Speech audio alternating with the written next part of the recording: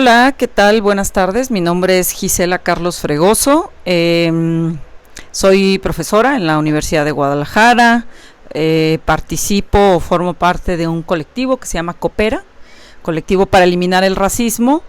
Y este es un curso que va a constar de varias sesiones, aproximadamente 20-30 minutos cada sesión, para profesores y profesoras que son mestizos, mestizas y mestices, y que trabajan en espacios educativos, en la educación formal de espacios convencionales, o también llamados los normales, que eso hay que ponerlo entre comillas. Bueno, una de las razones que me orillan, como decía en una de las sesiones, que me orillan a hacer este tipo de cursos, es que, una compañera de trabajo me comentó que otra colega quería meterse a mis cursos porque, yo vivo en la ciudad de Guadalajara y aquí la discusión sobre racismo y antirracismo, pues es muy dura, es muy difícil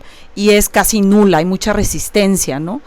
Y yo sé que Guadalajara no es la única ciudad en esas condiciones, sino que hay muchos lugares en América Latina y en general y en México en particular que tienen esa misma situación, y que profesores como yo también están luchando cómo abordar o cómo planteo ciertas cuestiones en las clases en las que doy, ¿no? O cómo integro a lo que de por sí ya hago una perspectiva antirracista o de género, o también antipatriarcal, etcétera, ¿no? Finalmente, otra cosa es que como profesora, desde hace ya varios añitos, yo inicié dando clases alfabetizando cuando tenía 18 años, luego me pasé a educación para adultos, luego educación básica, ahí estuve un ratote hasta que entré a la educación superior en los últimos 8 años. Sabemos que gran parte del profesorado, tanto de educación básica como educación superior o de posgrado, muchos son de asignatura, porque hay una política, el Estado ha ido precarizando a la educación poco a poco, y hay una política en muchos lugares de cero contratación, donde gran parte del profesorado son profes de asignatura, o que se les paga clase dada, clase pagada, ¿no? Y esto da muy poco espacio, o casi no da la oportunidad de que estos profesores que dan 11 horas de clase diarias, por ejemplo, o 10 horas de clase diarias, yo conozco profes así, en la Universidad de Guadalajara, que no tienen las condiciones, ni el tiempo, ni el dinero para tomar un diplomado de estos que hay sobre capacitación docente o docencia antirracista, etcétera, etcétera, ¿no? Diplomados de 90 o 120 horas. Entonces, de ahí la razón de estos videos, ¿no? Además de que cuestan esos diplomados, ¿no? Entonces, esta es la sesión 3, es un curso para profesores mestizos, mestizas y mestices, es decir, que no son indígenas ni afro y que trabajan en educación convencional. Y ahorita lo que vamos a ver, estas son cuestiones básicas, si quieres ver como temas que yo u otras personas o una comunidad de académicas y académicos y activistas antirracistas hemos estado dialogando como temas más actuales. Puedes consultar los videos de mi canal de YouTube, puedes también ver cuestiones de TikTok, que es como más para la chaviza, pero ahí está, ¿no? Vamos a ver los distintos racismos que hay en México, y vamos a dar al menos yo los casos que yo he visto, y cómo se entretejen los distintos racismos. En otras sesiones hemos dicho que hubo un momento en México y en América Latina que se pensaba que racismo era igual a indígenas. Eso es falso. También se pensó mucho tiempo en Brasil, Colombia, que racismo era igual a población negra o afro. Eso es falso. Hay muchos tipos de racismo que se han dado en contextos de mestizaje, porque recordemos que América Latina ha sido receptora de, como muchos lugares, pero estamos hablando de América Latina y México, de muchas migraciones, muchas religiones, y también muchas mezclas, ¿no? Y esto ha ido configurando tanto los estados-nación, o sea, como el gobierno, pues, los nacionalismos en los distintos países de América Latina y, por tanto, pues, las opresiones raciales, ¿sí? ¿Cómo se le llama todo esto? Esta conformación de los estados-nación y cómo en cada país se va tejiendo, se va hilando, como si se fuera bordando, ¿no? No abordando, sino bordando una servilleta, ¿no? Si fuéramos bordando cadenitas, tejiendo cadenitas, etcétera. Bueno, a esto se le llama formaciones raciales, ¿sí? Este es un término vamos a poner de este lado las recomendaciones. Perdón, aquí está haciendo mucho calor y como que se aprietan las cosas. Bueno, hay unos señores, Omi y Winant.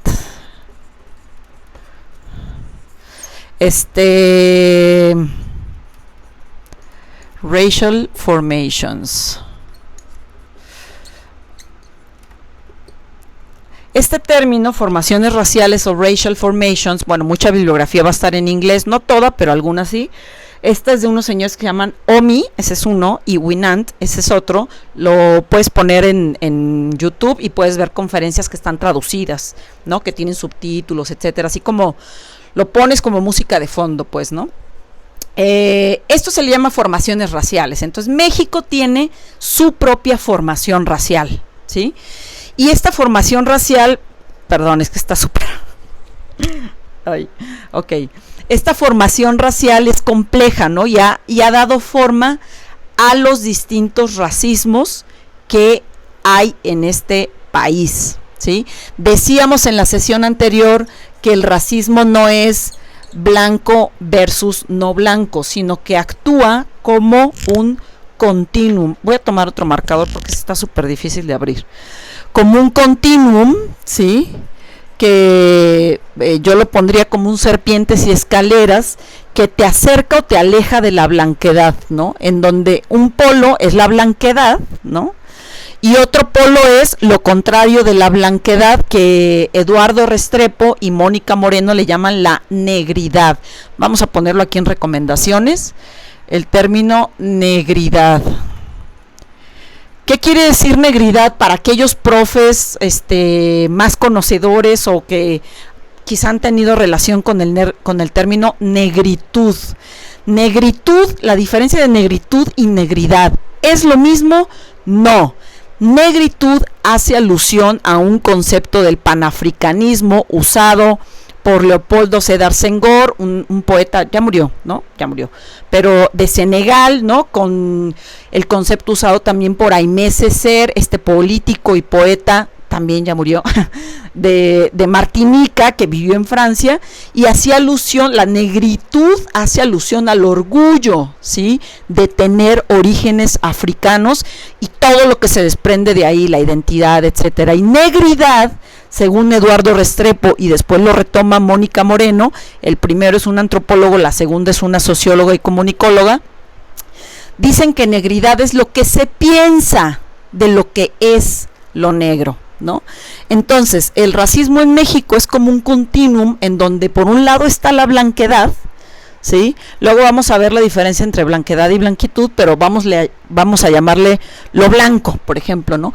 Y del otro lado está lo negro, ¿sí?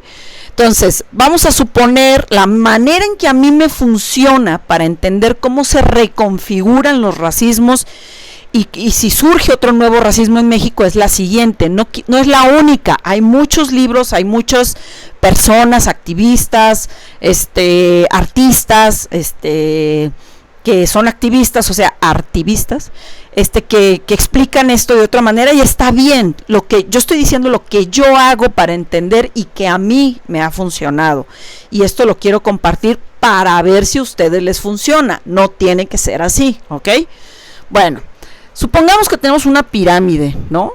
Y esta pirámide puede ser la pirámide de la desigualdad, puede ser la pirámide de, algunos le llaman de escala social, otros, en fin, hay muchos términos, ¿no? Pero esta pirámide nos sirve para entender los distintos racismos que hay en México, donde en la base, ¿sí?, hasta abajo, el racismo más virulento, más que la gente que peor la pasa, digamos, en México y en muchos países de América Latina, bueno, es el racismo antinegro, ¿sí? Hay un caso, no recuerdo, se llamaba Amílcar, no recuerdo su apellido, pero hay un caso que está documentado. El caso legal está documentado en las redes sociales, donde un migrante centroamericano es detenido por migración en México y hay muchas personas detenidas. Sin embargo, la persona que recibe más agresiones y recibe el peor trato denigrante es la persona de piel negro, la persona negra, ¿no? La persona de piel más oscura. Y esto da cuenta que, bueno, todos eran migrantes, todos eran centroamericanos, todos estaban detenidos. Sin embargo, la persona que humillaron haciéndole lamer las botas a fulano, sutano, perengano, que hiciera tal o cual cosa, fue a la persona de piel más oscura, una persona afro. Entonces, en el caso mexicano tenemos hasta abajo el racismo antinegro, y esto se refleja, bueno, en el racismo por color de piel, el racismo que también se ve o se evidencia en la hipersexualización de hombres y mujeres afro o negras, en el trato denigrante que como resquicios de la esclavitud, que tiene que ver con cuestiones de explotación hacia personas por su color de piel. O sea, mientras más oscura es el color de piel de una persona, es más susceptible, por ejemplo, si estás en un campo de jornaleros, que sea más explotada. Esos son resquicios, entre muchas otras características. Hay mucha literatura al respecto, como les dije en los videos anteriores, lo podemos compartir hacia una carpeta para que ustedes lo chequen con calma. Tiene muchas características el racismo antinegro, pero una de esas es que, bueno, la cuestión de como resquicio de la esclavitud, la cuestión de la explotación, la hipersexualización y creer que los cuerpos negros son, que aguantan todo, ¿no? Que son súper atléticos, que todos bailan, que todos hacen, que son súper fuertes, que todo mundo escala y bueno, eso... hay gente, en los cursos que he dado, hay señoras que me han dicho, no, claro, pero eso es cierto, ¿no? Porque, pues ve, en las Olimpiadas la mayoría de las personas son negras. Eso quiere decir de que su raza es así. O sea, pueden correr más y aguantan más físicamente, más que todos.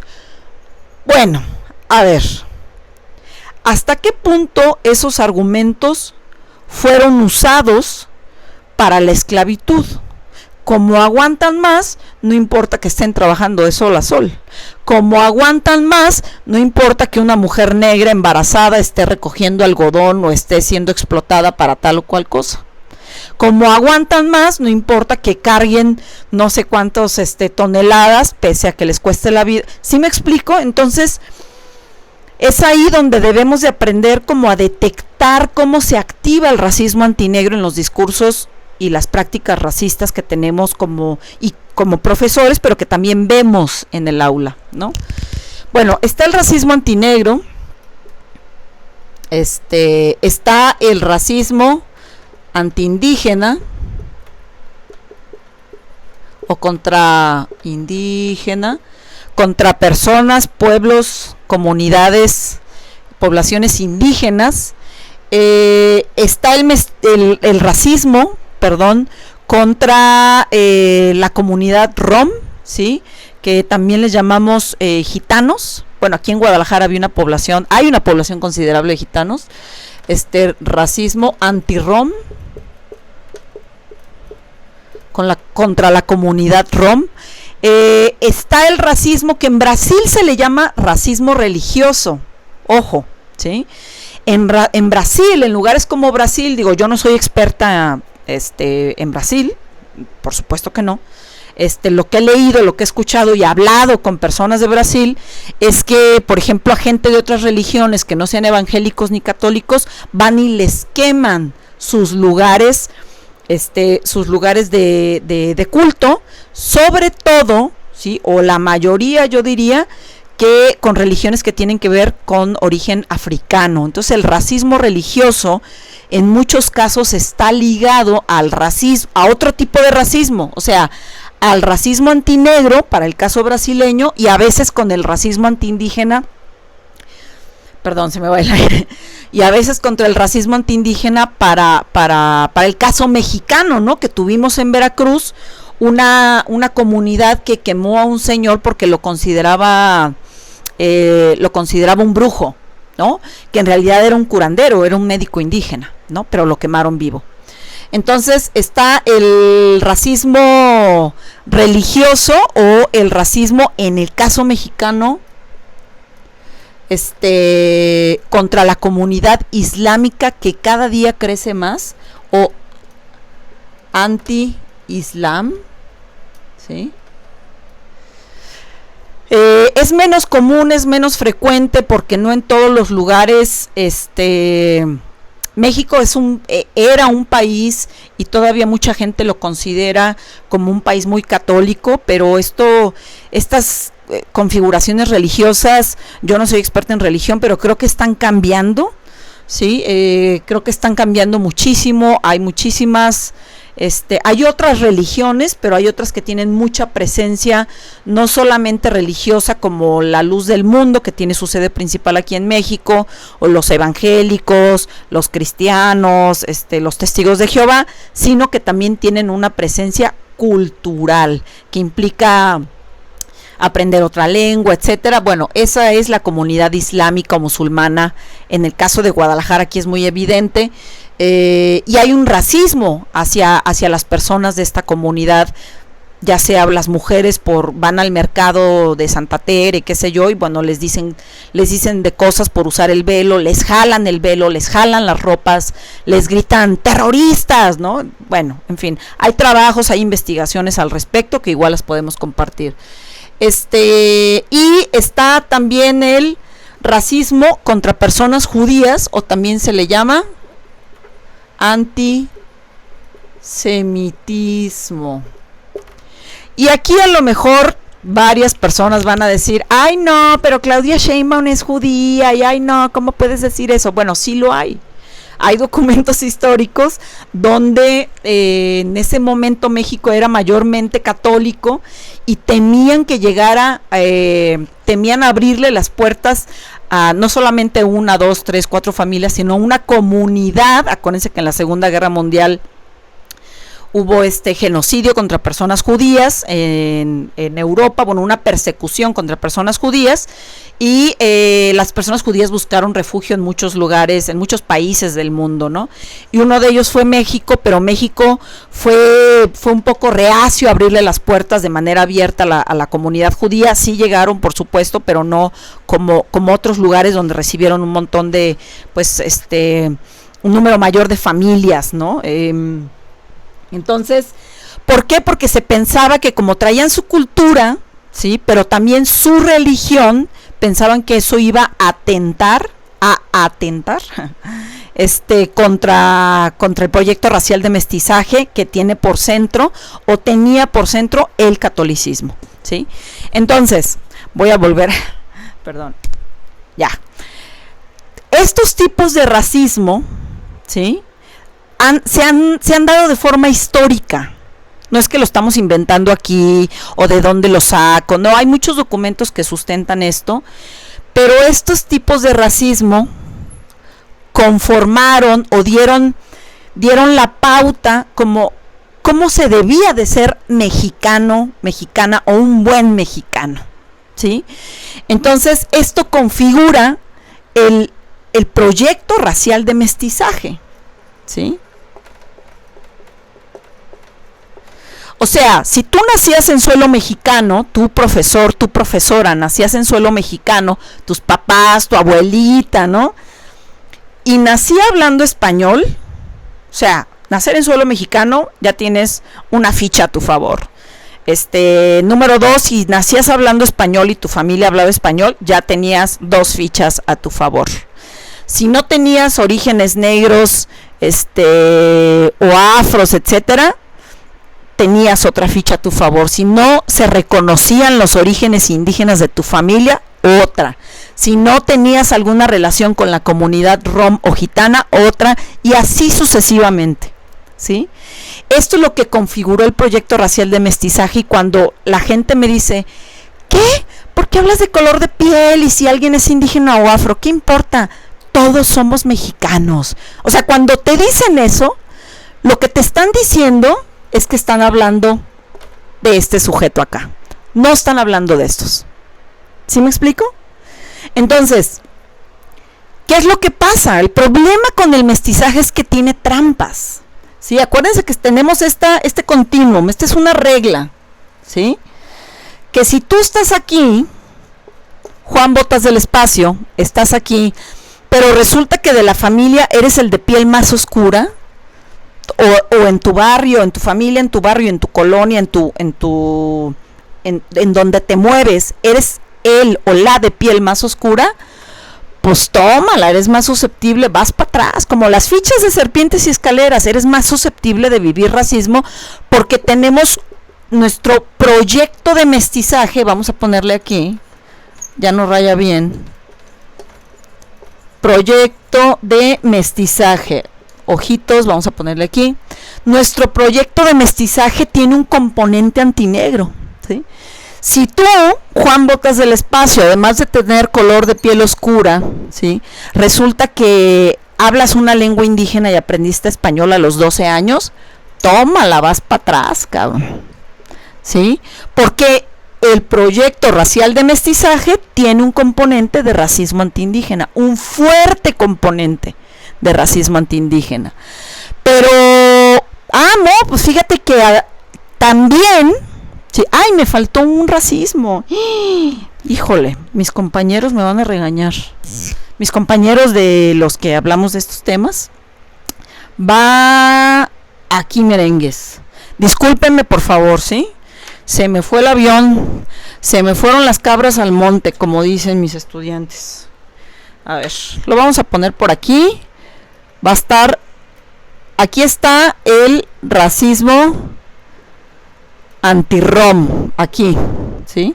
Pero aquí está el racismo, ay, no pinta, anti-asiático, que lo vimos cómo se activó ahorita con estos discursos antiasiáticos, se activaron con el COVID, ¿no? Porque decían que era el virus chino y la invasión china y no sé cuántas cosas, ¿no?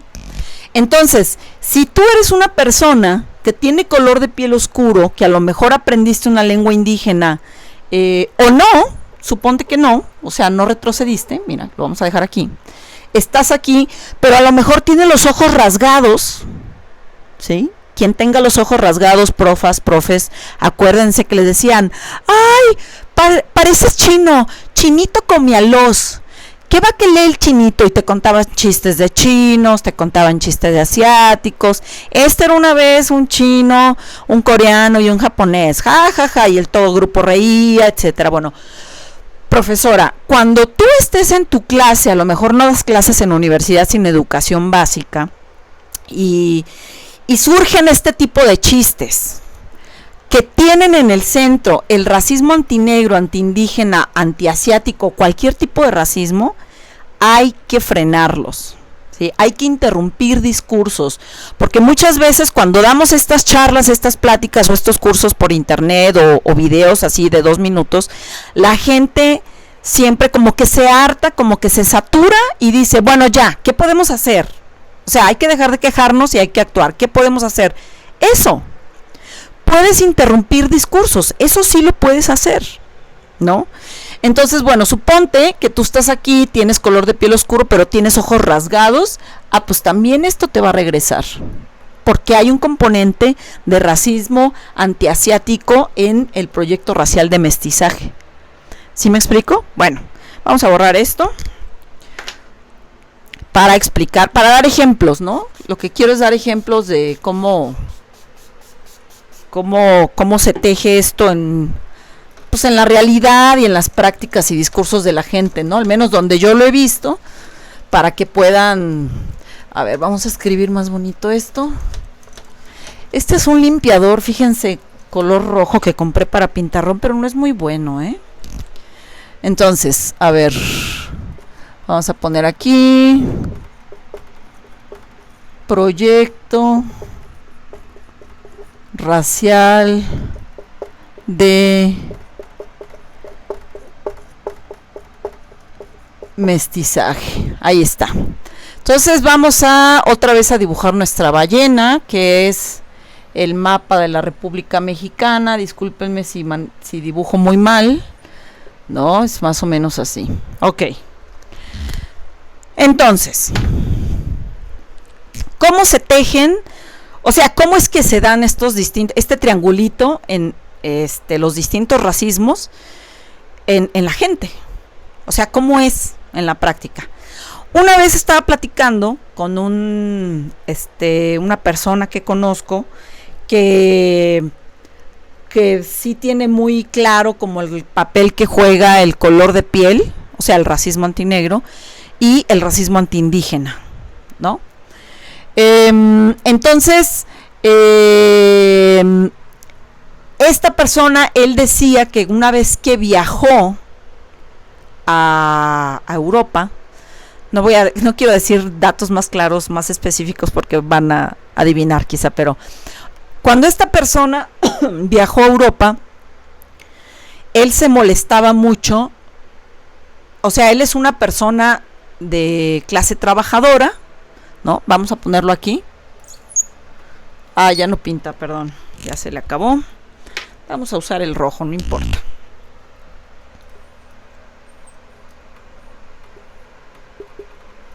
Él es una persona de clase trabajadora, ¿sí? Es un hombre cis, por lo tanto tiene privilegio. Recuerden que tienen más privilegio en esta sociedad, premia más a las personas cis que trans, entonces, y premia más, como ya saben, a si eres hombre que eres mujer. Entonces él es un hombre cis, tiene algo de privilegio, pero es una persona de clase trabajadora, morena, es una persona de la disidencia sexual y con orígenes indígenas. Pero cuando fue a Europa, él se quejaba mucho, él tiene los ojos rasgados, y él se quejaba mucho que lo confundían con una persona asiática. Pero no solamente decía, mira, qué curioso, mi cuerpo es leído de otra manera cuando estoy fuera de México. No decía eso, decía, ¿por qué coño me confunden con los pinches chinos? O sea, asiático abarca muchos países, no nada más es China, pero él decía, ¿por qué me confunden con los pinches chinos? ¿Qué es lo que pasa ahí? Que el proyecto racial de mestizaje puede hacer que una persona reconozca cierto tipo de racismo, el racismo antinegro, puede ser que reconozca el racismo antiindígena, AI, ¿sí? Pero puede ser que no reconozca o se active otros tipos de racismo. ¿Y eso con qué tiene que ver? Bueno, con dónde creció la persona, cómo creciste, cómo fue donde te criaste, qué pasó. A lo mejor te criaste en un pueblo como Mascota, Jalisco, estoy inventando, ¿no? Mi familia es de Mascota. En un pueblo como Mascota, Jalisco, donde ser asiático está muy mal. Estoy inventando, o sea, no está mal visto en Mascota ser asiático, ¿no? Pero a lo mejor te criaste en un pueblo como Santiago Escuintla, Nayarit, donde ser asiático está mal visto y hubo muchas campañas antiasiáticas en ese lugar. No lo sabemos, por eso cada profesor necesitamos como explorarnos, les decía la sesión pasada, y repensar cuál es nuestro locus de enunciación o lugar de habla, ¿no? Entonces, lo que hace el proyecto racial de mestizaje, o sea, que nosotros podemos reconocer ciertos racismos, pero se activan otros tipos de racismo, ¿sí? Se activan otros tipos de racismo, como hay gente por eso encontramos en México, la política mexicana, que son gente supuestamente muy progre, pero de repente le sale un antisemitismo durísimo, independientemente de lo que esté pasando con el conflicto Israel-Palestina. O sea, luego podemos abordar eso, ¿no? Pero independientemente de eso. O puede ser que digan, no, sí, es que todos los gitanos son una bola de rateros. Bueno, eso es un prejuicio. ¿Conoces algún gitano? ¿Te han robado o por qué lo dices? ¿Conoces a toda la comunidad gitana? O sea, ¿por qué lo dices? ¿No? Entonces, ¿por qué sucede esto? ¿Por qué no podemos reconocer todos los racismos y ya y ser antirracistas contra todos los racismos que hay en México y ya? Bueno, porque hay una cosa, y esto es muy importante, que se llama Proyecto Racial de Mestizaje. ¿Y qué hizo este Proyecto Racial de Mestizaje? Vamos a borrar otra vez.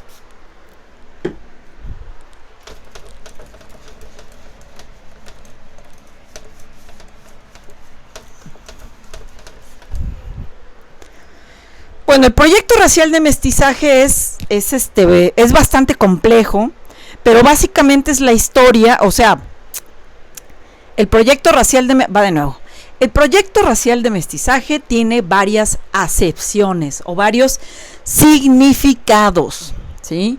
Podemos acá ponernos bien teóricas y toda la cosa y echarnos nuestros conceptos acá jalados de los pelos, pero básicamente lo que me interesa decir es que hay un discurso, ¿sí? Y prácticas también en nuestra vida cotidiana que nos introyectaron ese proyecto racial de mestizaje. Todos tenemos ese proyecto racial de mestizaje introyectado porque se inculcó a través de las películas del cine mexicano de oro, a través de las telenovelas, a través del himno nacional, a través del nacionalismo, a través de los desfiles, a través de los discursos educativos. Y básicamente, ¿qué nos dice ese proyecto racial de mestizaje? ¿O qué nos dijo durante mucho tiempo a gente como yo, que cumplí hace 2 días 45 años?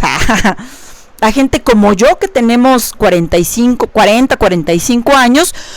¿Y qué les dice ahorita a las generaciones? Bueno, el proyecto racial de mestizaje nos decía que veníamos de 2 mezclas, de españoles e indígenas. Y que esa mezcla resultó en la población mestiza. Pero ojo, ¿sí? A lo que hoy llamamos México y en general a lo que es América Latina llegó mucha gente de muchos lados. Incluso desde la conquista no nada más llegaron las personas del Reino de Castilla, sino que también llegaron africanos, llegaron personas musulmanas, después llegaron personas judías, también hubo migración de lo que ahorita se le conoce como Países Bajos, no se le conocía así, hubo personas, hubo franceses que llegaron, hubo personas de Sudamérica, porque había este boom de que era el nuevo mundo y no sé qué, ¿no?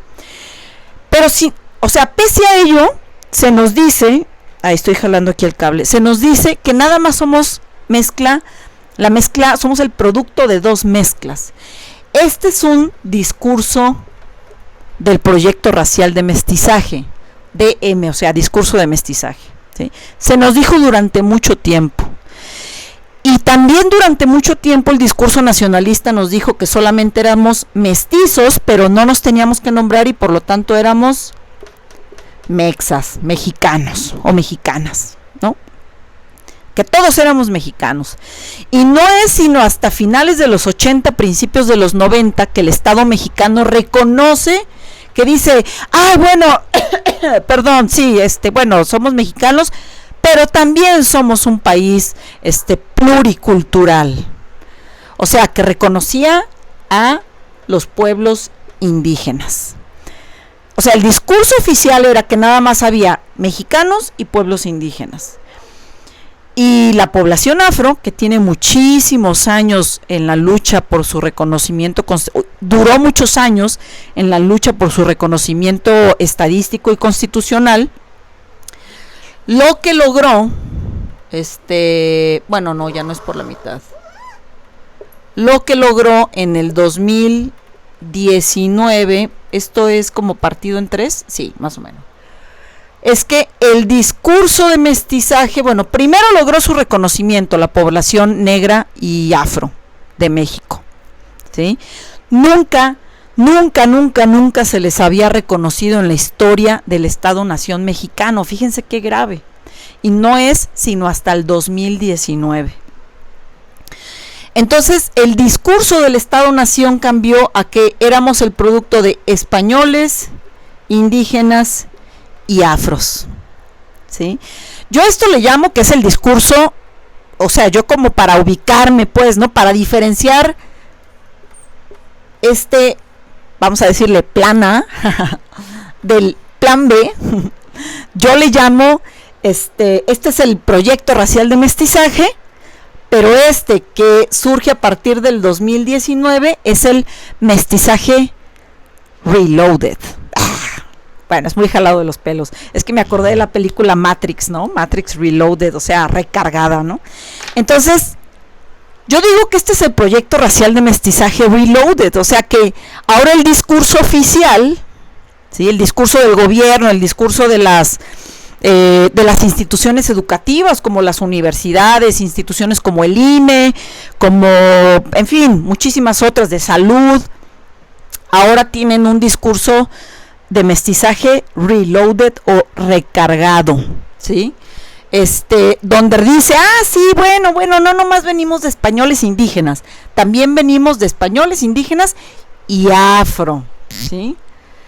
Y eso es lo que configura, ¿sí?, nuestro ser mexicano, mexicana o mexicane. Bueno, ese reconocimiento está muy bien y está muy padre, es muy valioso, por supuesto, y ha sido una lucha histórica. Sin embargo, eso no elimina el triangulito que dibujamos hace rato, que contiene los distintos racismos, ¿sí? Donde en el tope está la blanquedad y abajo están los distintos racismos que perviven en México. Los racismos que perviven en cada país va a depender del contexto, de la historia de ese país, ¿sí?